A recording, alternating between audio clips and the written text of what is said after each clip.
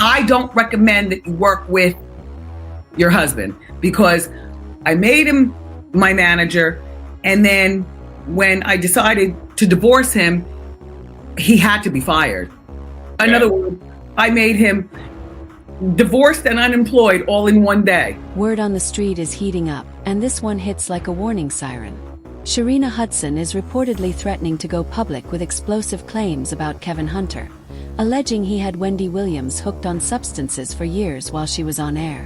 Why now? Sources suggest it's desperation. Kevin's cash flow has run bone dry, leaving him scrambling to meet obligations he's long neglected. According to insiders, Sharina isn't just venting. She's strategically leveraging the threat to force him to step up for their daughter, a responsibility Wendy was essentially carrying alone through her alimony. Psychologically, this lands because people instinctively recognize imbalance. One parent absent, one parent overextended, and now a public reckoning looms. Critics will argue this is just classic tabloid theatrics. And legally, maybe. But emotionally and culturally, it resonates. Power, money, and accountability are colliding in real time. At a human level, audiences see the struggle between desperation and consequence. If this continues to unfold, the fallout could redefine public perception of Kevin's credibility, and possibly shed light on patterns of control and neglect that extend far beyond the headlines. And that's where the story gets uncomfortable. She was one of these, less than smart women who moved to the big city with bright lights, and she wanted to be a model. And so you know how the girls with the sparkler champagne bottles at the club, they get people to spend more money, they dress scantily clad and things like that. And I, being the girl about town, popular on the radio at that time, I was hosting a lot of these parties, and I was a staple. I had the Wendy Williams comedy night at the Caroline's Comedy Club and things like that. And so, yeah, get over there with the sparkling girls and, hi girls, go look, see that guy right there? He's got money. See, because I knew the scene and attracted the scene. And all their job was to go over there and offer a sparkler champagne for more money than you normally spend for champagne, and guys would actually pay it. Kevin's problem is that Kevin ended up getting with this girl. She made herself very available to him. She was very disrespectful to me. Do you know he had the nerve to tell me that she admires me? Word on the street is turning into a powder keg, and this one cuts deep behind the curtains of fame.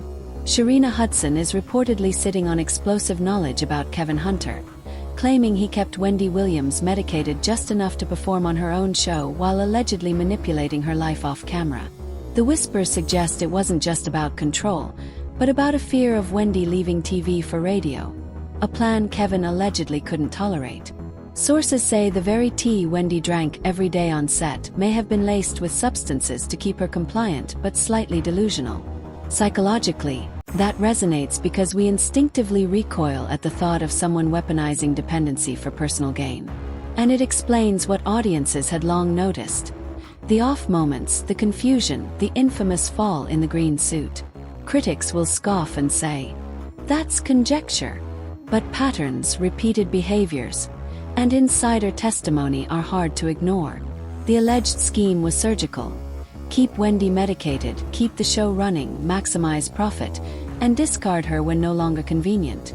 Cold analysis. If true, this is corporate exploitation dressed as production oversight. Sharina Hudson is said to have known, whether by proximity, awareness, or collusion. And now word is she's ready to expose it all. The tension is psychological, legal, and emotional. What does it say about power when someone's well-being becomes collateral for career longevity? And what happens when that insider goes rogue to protect their own stakes? Layer on the financial chaos. Kevin allegedly stopped providing for Sharina and their daughter, put their home up for sale, drained loans through a company called Flex Wealth, and faced a lawsuit from UBS Bank for unpaid credit obligations. Wendy herself had been carrying the financial load, paying alimony for the household and indirectly funding Sharina's ventures. Those ventures, from a massage school to mall kiosks in North Carolina, a failed jewelry and clothing line called Vish, a brief realtor stint, and a vegan business, reportedly collapsed, leaving Sharina in dependency. Sources frame this as the tipping point, a combination of financial neglect, alleged deception, and personal frustration that could have motivated Sharina to consider spilling everything she knows. At a human level, audiences can see the pressure cooker. Frustration, betrayal, and desperation converging in a situation ripe for exposure. And then there are the dark corners. A producer allegedly unalived after Wendy left the show. Wellness checks on Wendy's house linked to Kevin's alleged poisoning, and Sharina's long-standing dependence on Wendy's financing. Critics will argue some of this reads like conspiracy. But patterns emerge when multiple failures, financial entanglements, and toxic dynamics converge. If Sharina decides to go public, the fallout could ripple across reputations, bank accounts, and public perception, forcing everyone involved to confront not just business negligence, but moral culpability. The story lands because it's not just gossip. It's a psychological study of manipulation, dependency, and revenge in high-stakes environments. And that's where the narrative gets uncomfortably real. When personal survival meets calculated control, who's really holding power, and who's next to fall? You know what I'm saying? They said you're cognitively impaired and you're incapacitated. Do I seem that way? No. You've been God damn calling, it. you've been calling me 5 times a day for the last 2 weeks. No, you don't seem that way. And just to be, How dare, excuse me, who I naturally am is who I naturally am, you know what I'm saying? Right. Yes. And my niece knows all about that. I'm sorry. I apologize. to be clear, you can't leave. Like, they won't allow you to leave or have visitors, family members or not. So you can't even leave and take a walk if you wanted to. Or On the surface, Kevin Hunter and Sharina Hudson tried to sell the illusion that everything was fine.